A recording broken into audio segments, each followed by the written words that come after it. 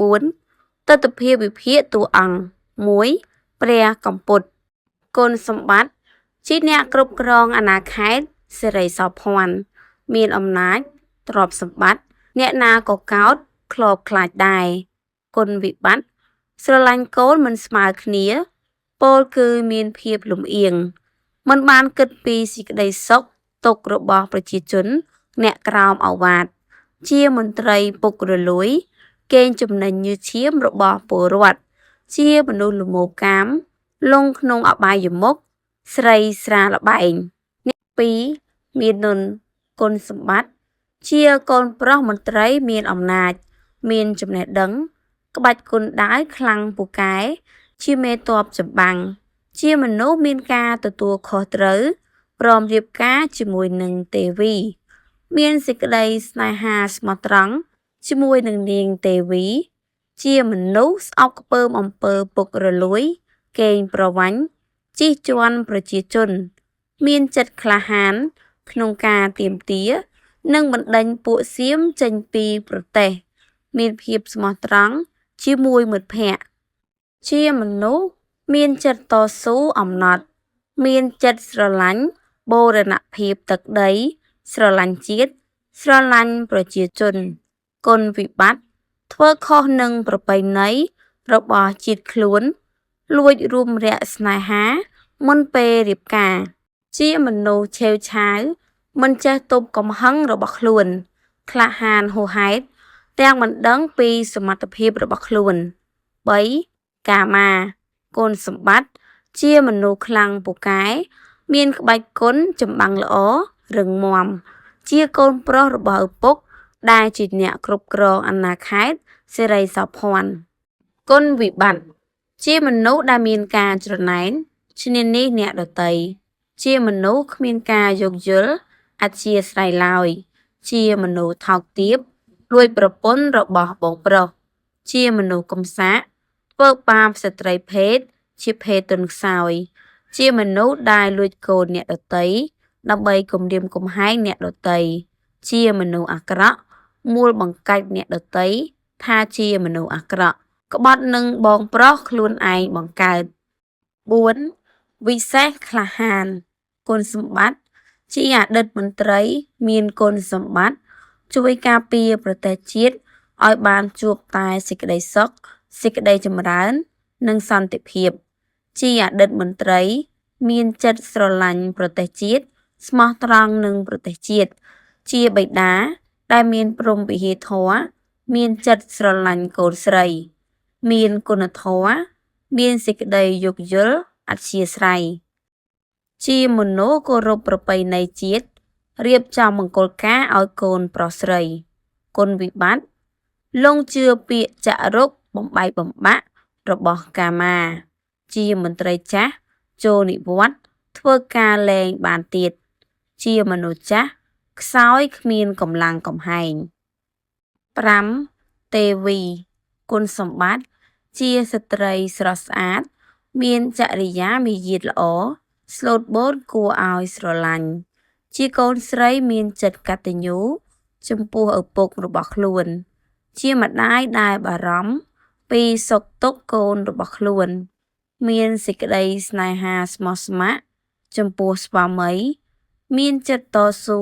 ក្នុងការស្វែងរកប្តីទោះបីមានគ្រោះថ្នាក់ឬសេចក្តីលំបាកយ៉ាងណាក៏ដោយគុណវិបត្តិ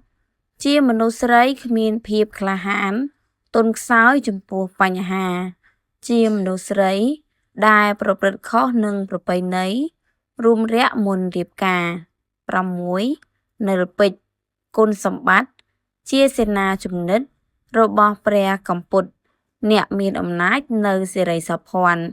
ស្ដាប់តាមការបញ្ជារបស់ចៅហ្វាយនាយគុណវិបត្តិមានចិត្តកាចសាហាវខុសខើមិនសមជាមនុស្សប៉ុនប៉ងសម្រាប់មាននុនជាមនុស្សស្លូតត្រង់ជាកូនរបស់ចៅហ្វាយ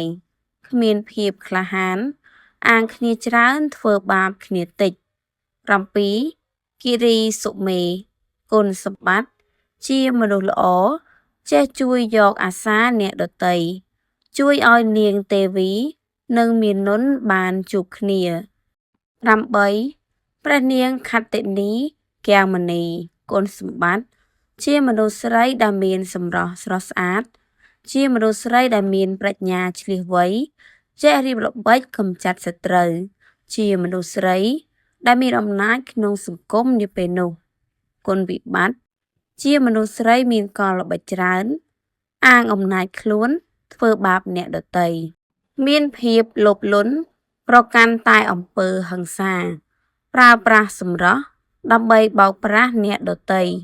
ជាមនុស្សស្រីដែលគិតតែផលប្រយោជន៍របស់ខ្លួនឯងមិនខ្វល់ពីអ្នកដទៃដែលឈឺចាប់ដោយសារខ្លួនជាមនុស្សមានគំនិតអាក្រក់ឈ្នានីសអ្នកដទៃ 9. នាយអគីគុណសម្បត្តិជាមិត្តភក្តិស្មោះស្ម័គ្រនិងមិត្តដូចគ្នាចេះជួយយកអាសាមិត្តពេលមានបញ្ហាមានសេចក្តីក្លាហានមិនខ្លាចស្លាប់ស្រឡាញ់មិត្តភាពជាងអ្វីៗទាំងអស់គុណវិបត្តិចូលរួមកម្លាំងប្រឆាំងនឹងនិលពេជ្រដោយមិនប្រមាណកម្លាំងខ្លួន 11. នាយកោបគុណសម្បត្តិមានចិត្តស្មោះត្រង់នឹងម្ចាស់គឺវិនុនមានភាពក្លាហានក្នុងការតតាំងជាមួយសត្រូវមានសាមគ្គីភាពគ្នាល្អ 11. ឧត្តមគុណសម្បត្តិជាមិត្តភក្តិល្អរបស់មាននុនចេះដឹងសុខទុក្ខរបស់មិត្តភក្តិពេលមានអាសន្នស្រឡាញ់មិត្តភាពជាងអ្វីៗទាំងអស់មានភាពក្លាហានហ៊ានតតាំងនឹងសត្រូវមិនខ្លាចស្លាប់មានសាមគ្គីភាពគ្នាល្អ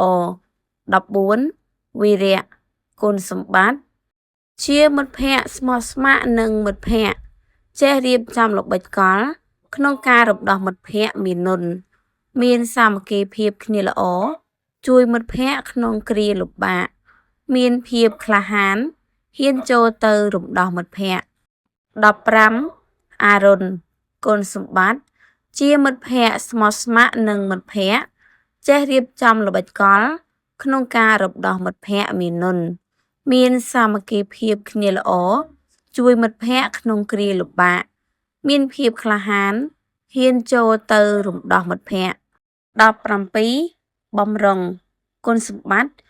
ជាមិត្តភក្តិស្មោះស្ម័គ្រនិងមិត្តភក្តិមានសាមគ្គីភាពគ្នាល្អជួយមិត្តភក្តិក្នុងគ្រាលំបាកមានភាពក្លាហានហ៊ានចូលទៅរំដោះមិត្តភក្តិគុណវិបត្តិជាមនុស្សល្ងង់ខ្លៅចាញ់បោកសម្រស់របស់ព្រះនាងខត្តិយានីមณีកែវ 18 តារាគុណសម្បត្តិជាមិត្តភក្តិស្មោះស្ម័គ្រនិងមិត្តភក្តិមានសាមគ្គីភាពគ្នាល្អជួយមិត្តភក្តិក្នុងគ្រាលំបាកមានភាពក្លាហានហ៊ានចូលទៅរំដោះមិត្តភក្តិមានគំនិតចេញមុខក្នុងការកម្ចាត់សត្រូវ 19 មីងច័ន្ទគុណសម្បត្តិជាមនុស្សល្អចេះជួយទុក្ខធុរៈរបស់ស្ត្រីដូចគ្នាជួយសង្គ្រោះនាងទេវីឲ្យមានផ្ទះសម្បែងស្នាក់នៅ